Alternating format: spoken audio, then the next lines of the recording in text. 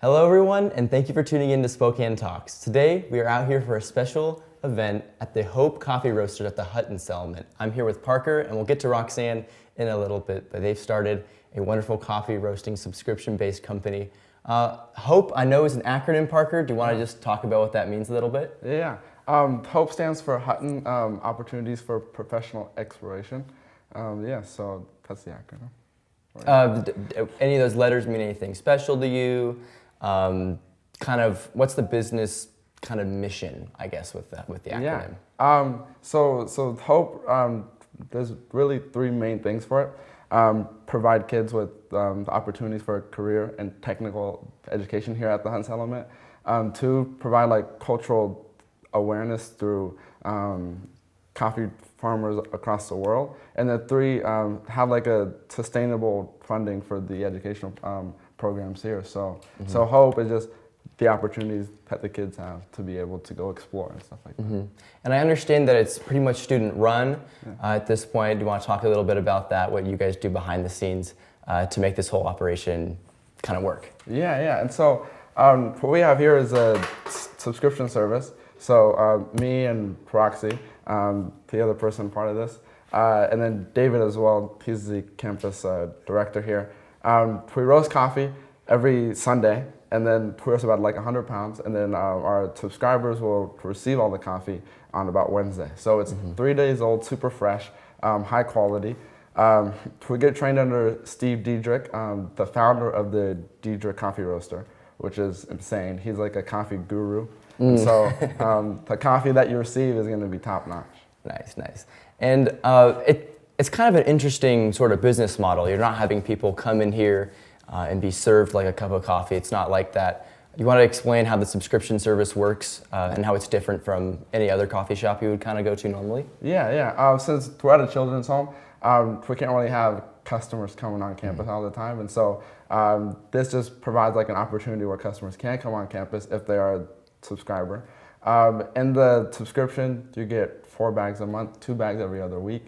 And then there's 2 opportunities twice throughout your 6-month long subscription where you can come out to campus, cup coffee, see like the production and see how we do things over here. So yeah, I think it's an opportunity that people in the neighborhood or like the community can get to be a part of Hutton Settlement.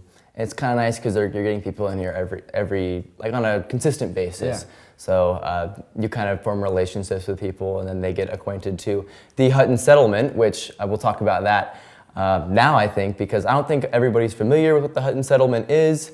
I myself was not acquainted with it coming out here. It was kind of a foggy drive, and I didn't really understand where we were going. I was a little confused until we got here because it's kind of out of the way a little bit of Spokane.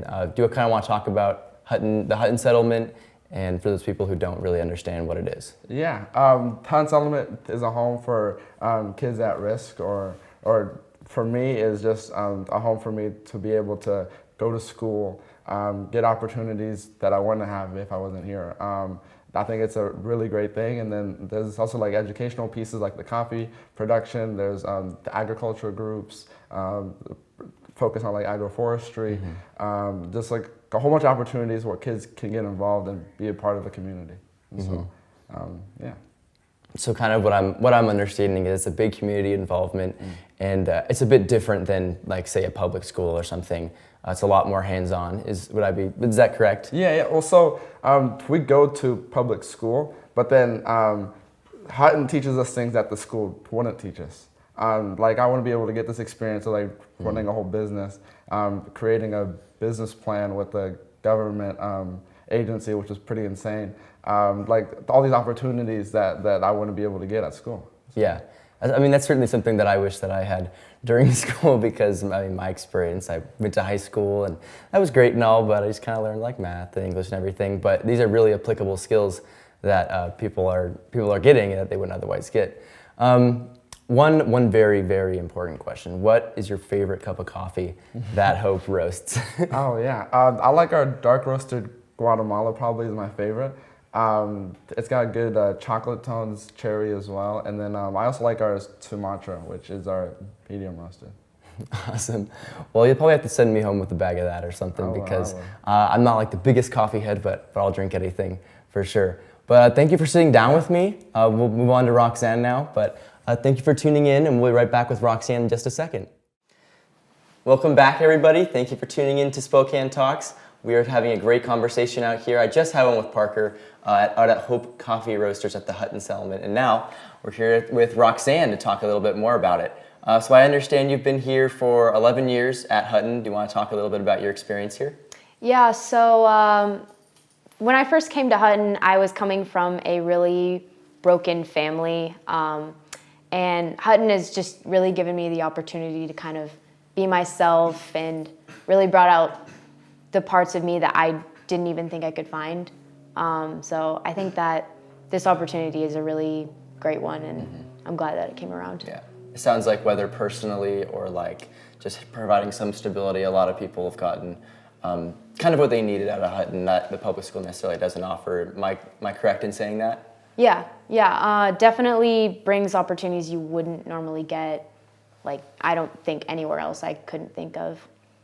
For sure, a lot more like business and things like that, Yeah. more practical skills. Great, well, let's get into some of the coffee. I know you're excited to talk about that. So you want to just talk about the process, the roasting process, and then more the business side and everything, because I don't know how everything goes, and I'd love it if you explained it to everybody. Yeah, so basically, Parker came up with this idea of like starting this whole business, and he was like, "Oh, Roxy, you want to be a part of this?" And I was a part of the agroforestry group, and it's kind of like incorporates that a little bit because it's the global awareness piece, which is one of our core values. And so after we did all that, we got a grant from the Hagen Foundation, and which actually paid for that roaster, which was very grateful of them. I think that once like we started this business, we didn't really even know what we were doing. We were just like, oh, let's get some classes, but we didn't know what we were doing. So actually Steve Diedrich, sort of a global icon for coffee, he came in one day and he was just like, oh, let's get some coffee. Like he didn't know about this place, and he kind of like heard about it, and he actually has trained us and really showed us how to roast coffee and kind of like learned about the process of growing coffee and the process of it, as well as how to get a really good cup of coffee. Yeah. What is the, because you guys have been talking about, both of you now, this Steve Diedrich, how has he kind of been an asset for you guys in doing this? I know you've talked about it a little bit, but more in depth. So he just came in one day and he started teaching us kind of like the process of like how coffee's grown. And so it actually starts as like a cherry. I don't know if many people know. And inside is like the actual bean itself. Mm-hmm. And it goes through this fermentation process where like it gets fermented, and it's like months before you even get it as a green coffee. And then we get this as green coffee, and you roast it. You